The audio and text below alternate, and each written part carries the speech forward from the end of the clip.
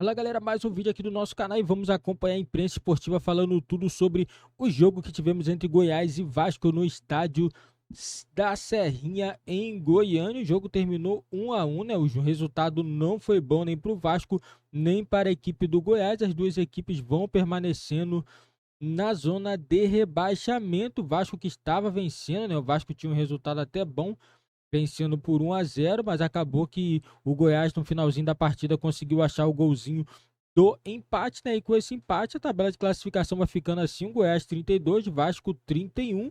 E lembrando, né, galera, o Santos que empatou na rodada também com o Corinthians ficou com 34 pontos, então o Vasco está a 3 pontos de sair da zona de rebaixamento, assim também como a equipe do Goiás, que está a 2 pontos atrás da equipe do Corinthians. Está bem embolado a tabela de classificação, né? E a próxima rodada vai ser rodada dura também para as duas equipes, né, galera? A equipe do Vasco vai jogar a 31ª rodada contra esse jogo, vai ser difícil, né? Contra o Cuiabá, né? O Cuiabá, lembrando, galera, o Cuiabá venceu o Botafogo no Newton Santos. Aí eu fico pensando que vai ser da equipe do Vasco jogando contra o Cuiabá. Vai ser um jogo valendo o título, né? E vamos acompanhar a imprensa esportiva falando um pouco sobre esse jogo do Vasco. E depois a gente volta a falar um pouquinho sobre esse jogo do Vasco contra a equipe do Cuiabá. Também empate. O Vasco jogando fora de casa com um time muito modificado em relação ao que a gente viu na última partida, né? E Ramon Dias justificou. Então, eu não sei se ele abre mão excessivamente do ataque por estar fora de casa, Breler. Queria entender como ele justifica e o que ele achou da partida, porque eu acho que faltou um pouco de força ali para esse Vasco hoje. Então, o Zupac brincou com a história do campeonato italiano. O Ramon Dias hoje ligou o modo Cautio. Foi com uma linha com 4 zagueiros de ofício. O Robson voltando ao time, até de forma surpreendente. Clichê injusto sobre o Cautio, tá? Só deixa É do Zupac essa.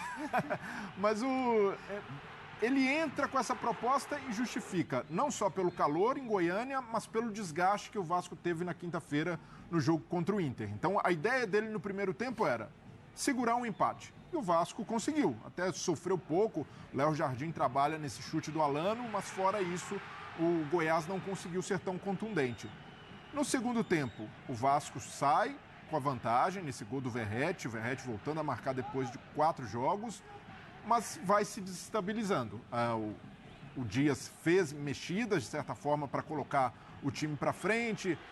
Entraram jogadores que aí mais considerados titulares, como o Peck, o Payet entra também, mas ainda assim foi um Vasco que não teve o controle da partida. O Vasco que teve mais posse de bola, não conseguiu controlar.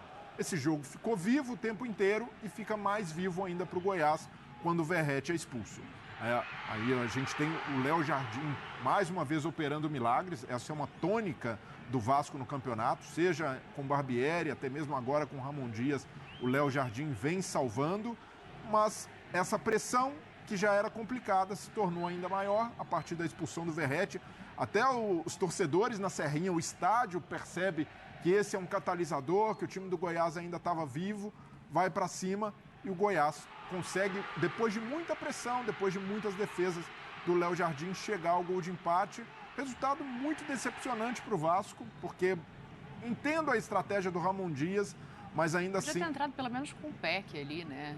Exato, e até o time passou a ter um repertório mais pobre.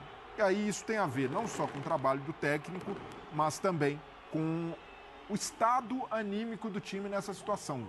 Um clube grande como o Vasco, correndo o risco de chegar ao seu 5º rebaixamento, não consegue sair, mesmo depois de bons jogos, e a gente lista bons jogos, Flamengo, por exemplo, Sim. uma atuação no Clássico interessante, contra o Inter consegue demonstrar que poderia reagir, começou o jogo bem, segundo tempo também em desvantagem, mas hoje contra o Goiás jogou muito pouco e também o time já começa a sentir o anímico, o Verratti com cartão amarelo, subindo daquele jeito. A gente tem visto os árbitros pouco tolerantes a esse braço aberto, mostra que o Vasco, os próprios jogadores estão sentindo essa pressão, e aí vai além do trabalho do técnico. O Ramon Dias já acertou muito, tem errado, erros pontuais, mas se a gente colocar na balança, mais acertou do que errou, e o Vasco continua pagando o preço pelo primeiro turno que fez. Um time com 28% de aproveitamento no primeiro turno dificilmente sai impune no Campeonato Brasileiro. Então, por mais que o Ramon Dias tenha conseguido melhorar o rendimento da equipe, é um passivo muito pesado que se torna ainda maior quando o Vasco não consegue ter vantagem em confronto direto. O aproveitamento do Vasco no campeonato é de 34%. Em confrontos diretos, aí vira o aproveitamento do primeiro turno, 28%. O Vasco, da metade da tabela para baixo, só conseguiu vencer América e Coritiba, que são os 2 lanternas, e o Cuiabá, que é o próximo adversário. Fora isso, não venceu ninguém. Então, essa falta de pontos em confrontos diretos, como a gente fala, o Santos conseguiu contra o Vasco fazer 6 pontos. E a gente multiplicando isso são 12, porque tirou 6 do Vasco, um concorrente direto. E o Vasco não conseguiu essa matemática com seus concorrentes. Então, está pagando essa conta pesada. Primeiro turno péssimo, e o calcanhar de Aquiles, que são os confrontos diretos, mais um adversário que não consegue vencer. o Goiás em casa, né? E hoje, quando essas coisas dão certo, a gente costuma falar que um time soube sofrer, né? Hoje o Vasco não soube sofrer. Ele fez o vestibular para tomar o gol. E pior, antes, né? Teve chance para matar o jogo, né? Tava 1-0 pro Vasco. Foram 2 contra-ataques, né? Um o Peck não enxergou, acho que era o Payet do lado esquerdo. Os dois eram. O Payet estava livre. E ele ficou desesperado depois. E depois com razão, para Chedes. Sim, um jogo em que o Vasco, eu até gostei, assim, acho que taticamente o time sofreu, mas em termos de postura, no primeiro tempo principalmente, o Vasco se entregou demais. Eu acho elogiável a postura desse time do Vasco. Não, cumpriu o plano previsto pelo técnico. Sim, a ideia do Dias era essa, segurar o gol, principalmente. Né? Aí faz o gol com o Verratti, começa a sofrer mais a partir do gol feito. E tem 2 chances para matar o jogo. Então, um time nessa situação não pode desperdiçar a chance. Chances tão claras. A tomada de decisão, e aí não sei se é parte técnica, se é nervosismo, né? Isso pesa muito também. E outra coisa que me chama a atenção, puxando para o lado anímico, e eu acho que nesse momento o lado anímico tem que ser olhado com muita cautela, assim, com uma lupa no time do Vasco, são as expulsões. Porque assim, no fim do jogo contra o Inter, o Eric foi expulso, o Paulinho foi expulso. E o Paulinho é um cara muito importante para o time. Hoje o Vasco sem o Paulinho sofreu. O Verratti vai fazer falta. E o Verratti agora foi expulso. Assim, são 2 jogos consecutivos com 3 expulsões. São 2 dos principais jogadores do Vasco no segundo turno. Paulinho e Verratti, e você tem esses desfalques, fica complicado para o treinador. Por mais que o torcedor, de certa forma, entenda que o Ramon Dias poderia ter feito algo melhor, algo diferente, e até ele justificou bem a estratégia para o jogo de hoje. Ele tinha um plano que funcionou relativamente bem no primeiro tempo. Mas no caso do Verratti, eu nem acho que foi uma questão anímica, de exagero, de... Cara, é uma imprudência até, né? É uma imprudência. A gente tem visto muito jogador tomar cartão amarelo com esses braços levantados para cabecear. Em geral, acho que até eles involuntários, mas é algo que é uma nova orientação, é algo que tem acontecido o tempo todo. É pesado demais para o Vasco, só que eu acho que a decepção hoje ela fica muito por conta do que o Vasco talvez não tenha produzido em relação ao que fez contra 2 times muito melhores do que o Goiás. Porque a questão era essa. Para mim, acho que assim, a gente saiu dos 2 confrontos diante de Flamengo e de Internacional, e o Inter é um dos times que joga melhor. A expectativa de quando fosse um confronto direto vencer, né? Exatamente, porque você vai falar, bom, peraí, se o Vasco está jogando isso contra o melhor elenco do Brasil e contra um dos times que joga o melhor futebol do Brasil atualmente, que é o caso do Internacional, aí tudo bem, perdeu hoje, mas enfim, é um Inter que a gente tem visto... Estava com 1 a menos já desde 9 minutos. Então, assim, é um Inter que tem mostrado o seu potencial, e o Vasco, bem ou mal, fez boas atuações, criou o suficiente contra esses times para ter até um resultado melhor. Não obteve o resultado melhor, mas talvez o torcedor imaginasse, a hora que pegar o Goiás, a hora que pegar o próprio Cuiabá na próxima rodada, embora o Cuiabá seja um adversário duro, né, pelo que a gente tem visto na competição, mas pegar o América, pegar o Cruzeiro, times que estão lá embaixo, o Vasco jogando essa bola, ele deve conseguir vitórias importantes para escapar do rebaixamento. E na primeira oportunidade que teve depois desses 2 jogos, eu acho que o Vasco não dá pra gente falar, basta ver o número de finalizações para ver o quanto o Vasco não produziu o suficiente também pra gente dizer que foi uma injustiça o resultado contra o Goiás. E aí é aquela história, não conseguiu no confronto direto, precisa arrumar ponto em outro lugar. Vai arrumar contra o Botafogo, o líder, num clássico? Mas o campeonato é tão louco que pode. Não, tem pode. acontecido. Mas a questão é se Poder, você faz poder, Pode, mas não deve, suficiente, né? Não deve se arriscar assim. Agora, é muito mais complicado. Um pecado não ganhar Sobe nenhum. o Matheus Babi é uma loucura, hein? Impressionante. A Aliás, impressão do Matheus Babi é um negócio de maluco. Ele já tinha feito 2 cabeçadas ali com... Foi um pecado o Vasco não conseguir um pontinho que fosse contra Flamengo e Inter. Um pontinho que fosse. Hoje era fundamental. Muito da situação que o Santos tem hoje é porque o Santos é bom nesses confrontos. Exato. O Inter você achou, O professor? Santos poderia ter tido mais sorte. Contra o Flamengo, sem Inter dúvida controlou. nenhuma. Um pontinho que Depois fosse. dos gols marcados, né? o Inter controlou tanto o Vasco. Contra o Flamengo eu pontinho. concordo. Que Contra o você- Inter eu não concordo, não. Quando você considera a diferença entre os times, o Flamengo ou o Inter, o Vasco merecia um pontinho naquele acumulado ali. Agora, o Santos fez 6 pontos no triangular da desgraça, naquela semana ali contra Bahia e Vasco.